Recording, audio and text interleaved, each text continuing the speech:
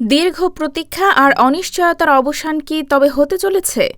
সরকারি প্রাথমিক বিদ্যালয়ে ১৪,০০০ সহকারী শিক্ষক নিয়োগ নিয়ে যে ধোঁয়াশা তৈরি হয়েছিল তার জট খুলতে শুরু করেছে। নিয়োগ প্রক্রিয়া কি মাঝপথে আটকে যাবে, নাকি চূড়ান্ত ফলাফল অনুযায়ী প্রার্থীরা যোগদানের সুযোগ পাবেন? এমন হাজারো প্রশ্নের উত্তর মিলেছে প্রাথমিক গণশিক্ষা প্রতিমন্ত্রীর সর্বশেষ বক্তব্যে। প্রাথমিক ও গণশিক্ষা প্রতিমন্ত্রী ববি হাজ্জাজ স্পষ্ট করে দিয়েছেন, প্রাথমিকের ১৪,০০০ সহকারী শিক্ষক নিয়োগের পুরো প্রক্রিয়াটি রিভিউ বা পুনরায় যাচাই বাছাই করা হচ্ছে না, অর্থাৎ যে প্রক্রিয়ায় নিয়োগ কার্যক্রম এগোচ্ছিল সেটিই বহাল থাকছে। রবিবার সন্ধ্যায় দ্য ডেইলি ক্যাম্পাসের সাথে একান্ত আলাপচারিতে এসব কথা বলেন গণশিক্ষা প্রতিমন্ত্রী। এর আগে প্রাথমিক ও গণশিক্ষা মন্ত্রী ড আ.ন.ম এহসানুল হক মিলন জানিয়েছিলেন, নিয়োগ প্রক্রিয়াটি রিভিউ করা হতে পারে।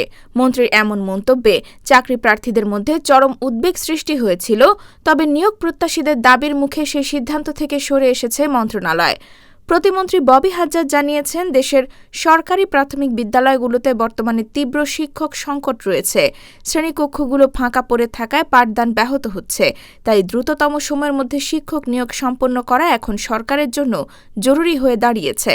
উল্লেখ্য, গত ৮ ফেব্রুয়ারি চূড়ান্ত ফলাফল প্রকাশিত হলে দীর্ঘ ২.৫ মাস ধরে প্রার্থীরা যোগদানের অপেক্ষায় আছেন।